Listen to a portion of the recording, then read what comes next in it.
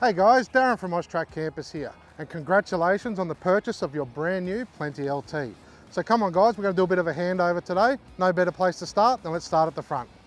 So starting at the front of your Plenty LT, we have the 3.5 ton McHitch drop-on hitch. Behind it we have your mechanical handbrake. We also have the breakaway as well. Then in behind it you've got your Arc XO 750 jockey wheel. It's the most popular on the market, very easy to use. Wind it one way it goes up, wind it the other way it goes down. Then you've got in behind that, you have the winch as well, which you're going to use for setup. And then you have your two taps here with a gas bayonet as well.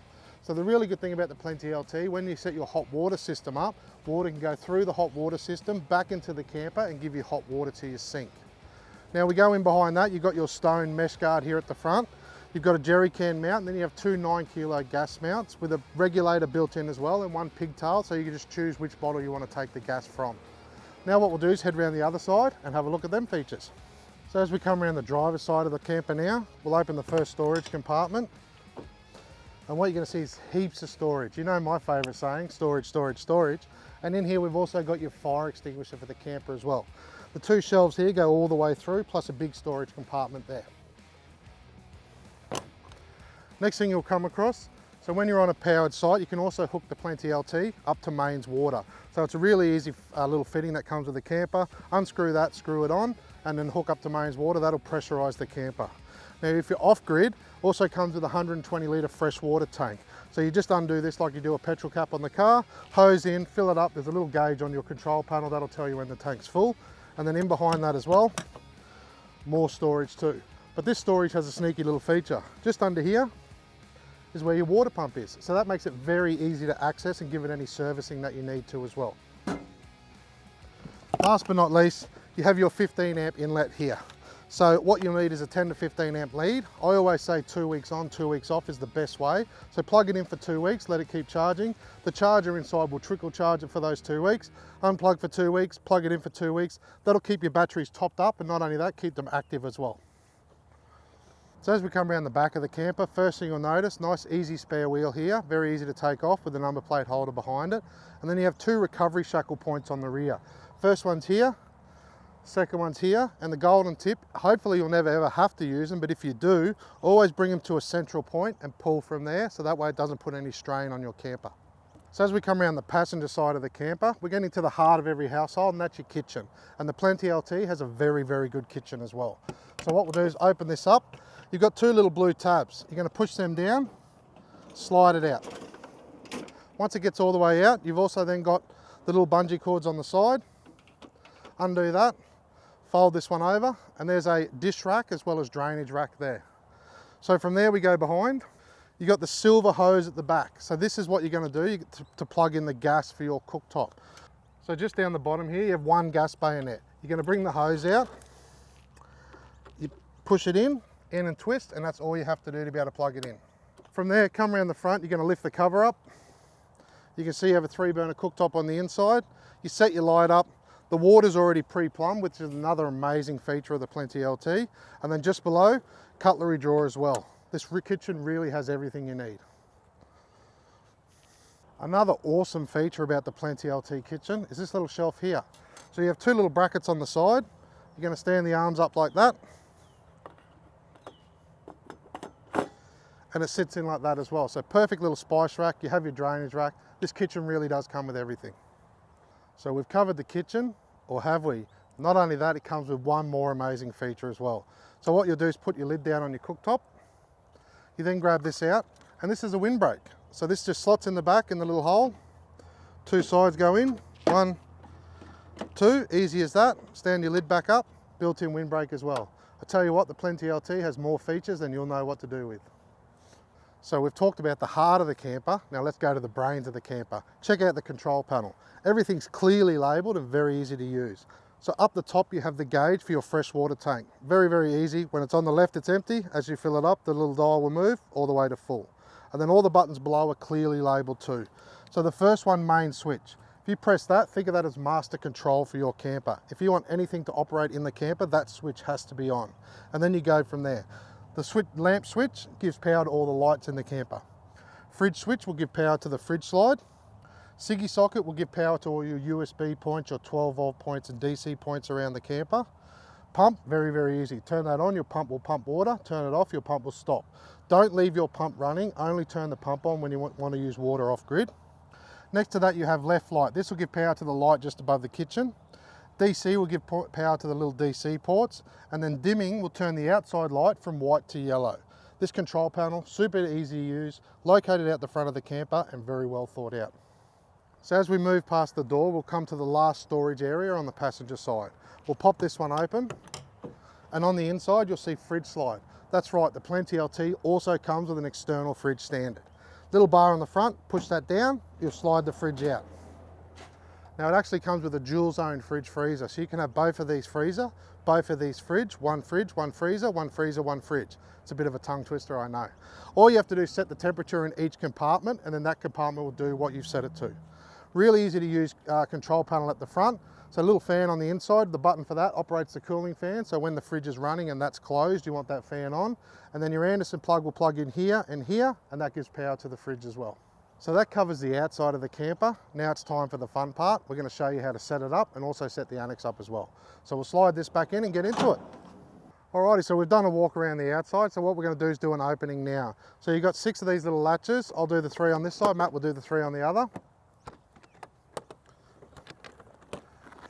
And then you can see as soon as you release the latches, the lid starts coming up. So what we're going to do is just walk the lid over.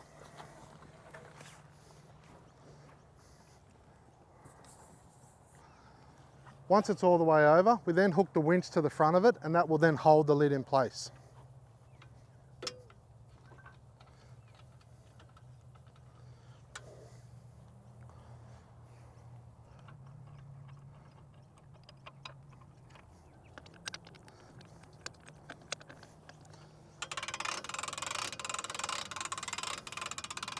So when winching it down, you only want it to sit flush. So what you're going to do is winch it down. Once it hit the stoppers, stop there. From there we'll go to the back, and what we'll do is open the back part now as well.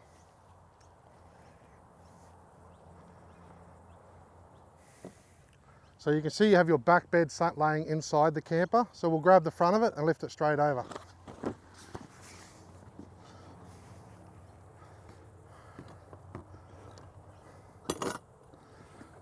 There's 2 legs on the back that are just held in by little clips. You unclip them as you bring it over.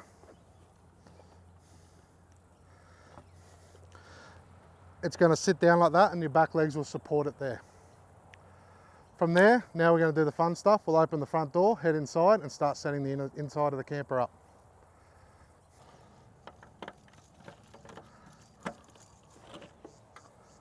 So what we've done now is Matt's gone inside. At the front there's 2 poles. So he's actually going to use his height to his advantage. He's going to stand up under the canvas, as you can see now, and that's going to free room to be able to lift the first pole up, Velcro it in place, and then extend it up.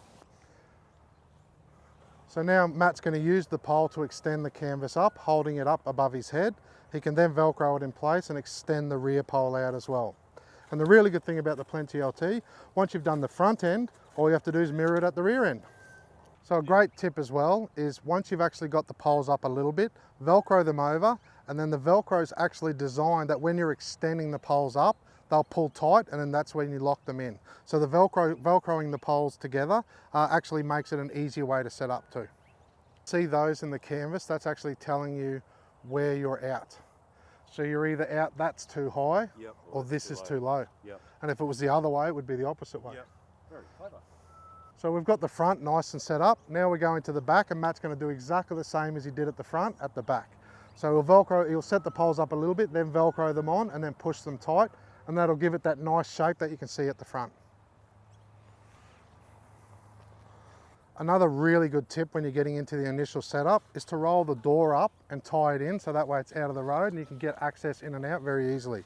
So all you do, little fold to start with, and then slowly roll it up.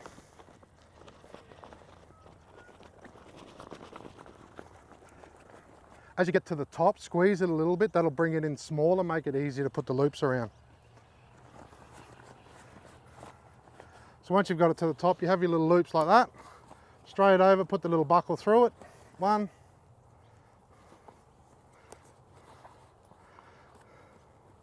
2, and that gives really good, easy access in and out of the camper.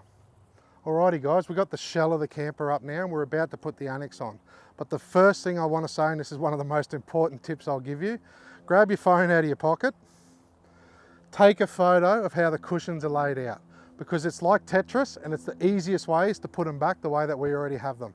So a quick photo, you've got it on your phone, every time you go to set up, you know where to put them back when you pack up, and now we can take the cushions out and get into the proper setup. So with all your internal poles, the only one that you actually don't Velcro in and doesn't have Velcro is this pole here. But what you're going to do, if you see up here, you've got the little eyelet on the pole. So you want to make sure that eyelet comes through the hole, and that's actually what's going to hold it in place. Alrighty, well now we've got the shell of the camper up. Next thing we're going to do is put the Annex on. Now, very, very good tip. Just inside your fridge slide, you have your Annex pole diagram. So what we're going to do now is quickly lay the poles out on the ground where we want them before we get into it, because that'll make setup a lot easier. Alrighty guys, so I've got the Annex roof in front of me and I have my external skeleton poles laid out where I need them. So what we're going to do now is start off with our number 1 poles. So number 1 pole has a hook on one end, a flat tab on the other. And the eyelet that we spoke about earlier, what we're going to do now is hook those in and just leave them hanging in front of the camper, and then we're going to zip the Annex roof on as well.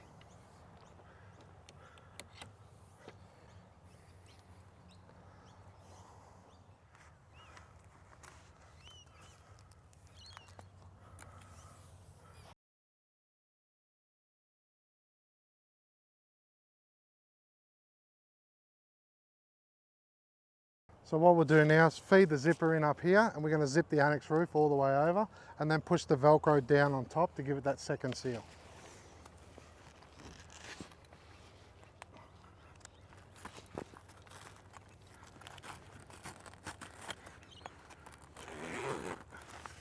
From there, we'll just zip it the whole way across.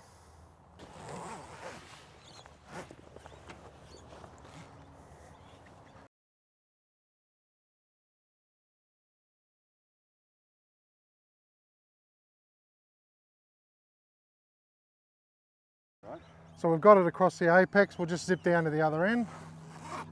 Holding it up as you go is also a very good tip to do it.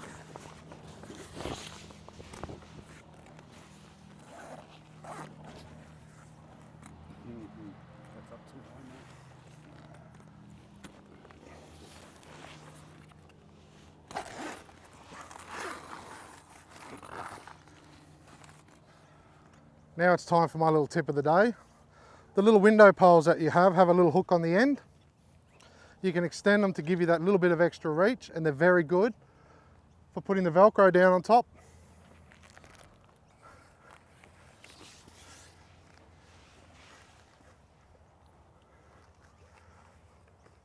So we've got the number 1 poles hanging down. What we're going to do is release them, let them extend out a little bit, lock them back in. And then underneath you're going to notice you've got these little Velcro tabs. So what I'm going to do now is work my way along and Velcro each number 1 pole into those tabs.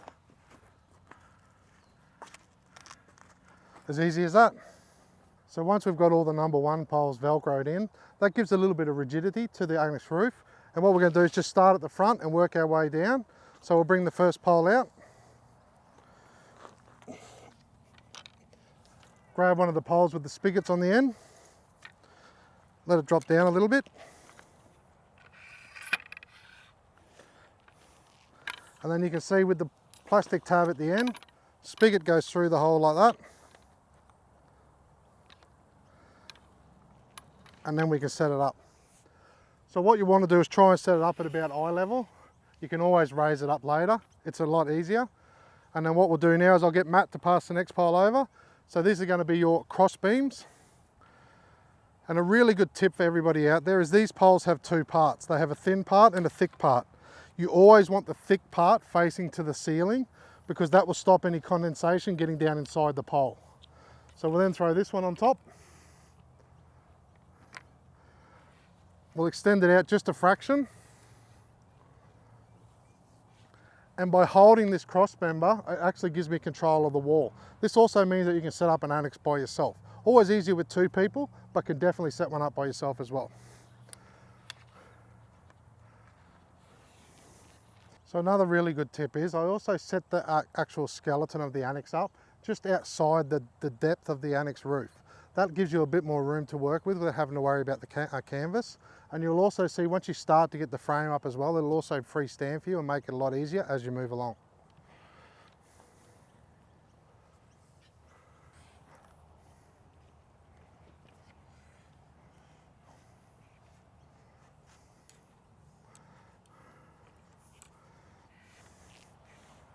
So now you can see we've got the skeleton of the actual Annex roof set up.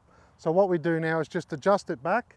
Inside the Annex roof here, you'll see there's little eyelets. These eyelets have to go over the top of the spigots, and then you have a little bungee cord with a hook which hooks into the little holes here. So what we'll do now, adjust the skeleton of it, put the roof over, lock it in place, and then we can extend it up and put spreader bars in.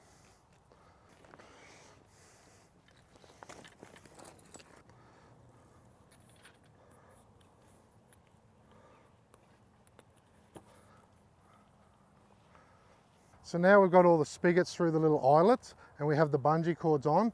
Now we can just extend them out so that the canvas roof, the Annex roof, sits nice and smooth. We'll get Matt to start at one end, I'll start at the other.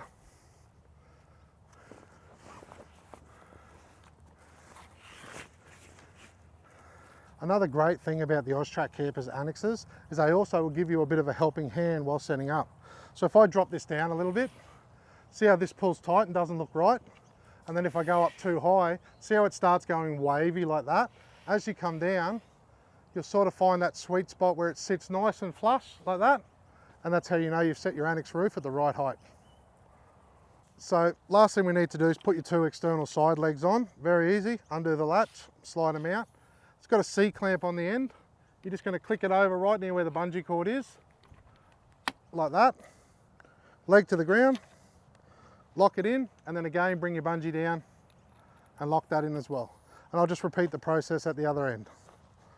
So locked in, leg down, locked in, and bungee cord down, bungee cord in. So that's the whole skeleton of the van done. Now all we need to do is just give it a bit of strength in the structure. A couple of spreader poles, they're very easy to do. We'll whip them in now. So once you come under putting the spreader poles in, you can see, for example, C-clamp on this end, C-clamp on the other. Now the middle of the Annex is always going to be higher, so it's a lot easier to clamp it on in the middle, extend it out, and then clamp it onto the lower end. At the top here, you're also going to see you've got your little Velcro tabs. I use those as guides. So one on the inside, clamped on. I'll extend it out, one on the inside, clamped on, extend it out to give it a bit of tension, lock it in, then repeat the process as we move our way down.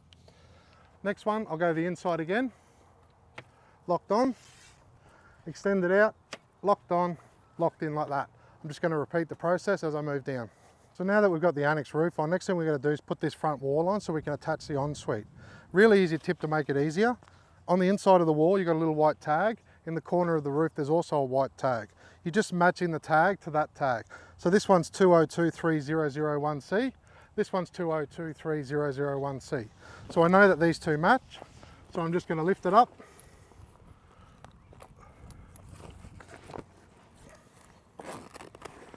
And zip it across.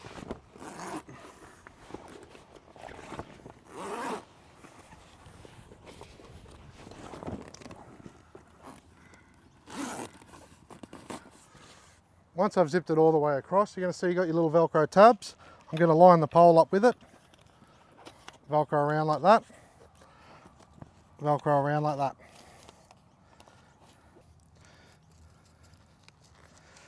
It really is as easy as zip and Velcro. So we've got the Annex wall on. Now we're going to attach the ensuite. Same principle as the Annex roof and the Annex wall. It's just zip and Velcro, very easy to do. So we'll slide that in here.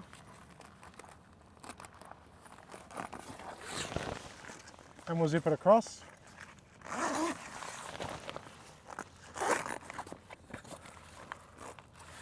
So once we've zipped it across, we push the Velcro down on the roof, like that. And then the walls are just Velcro. It's really, really easy to set up. That's what I love about the Austrack campers. The Annexes aren't a nightmare, they're very easy to set up. So all I'm doing is going at about 6 inches intervals, like this. So I'll grab that. I'll go down about 6 inches, join it there, and then smooth the Velcro across the top of it. And that's the easiest way to do it. So I'm gonna do that all the way down, all the way on the other side, and then we'll pole it out. So once you get it going, it's very easy then just to follow it down. So like I said, 6 inches at a time, smooth it on. Another 6 inches, always tucking the wall in behind, like that. Smooth it flat, and we'll just work our way down. So you can see on the side here too, there's also 3 Velcro tabs. So what we'll do is work our way down and Velcro each one of these on. So once you've Velcroed the walls onto the pole, then we're just going to put a guide rope over the top of each spigot, peg them down on a bit of a 45-degree angle, so you've got one pulling that way, one pulling this way, and then that will hold your ensuite in place. So you just tension the guide ropes up nicely like that, and that'll hold your ensuite in place, easy as that.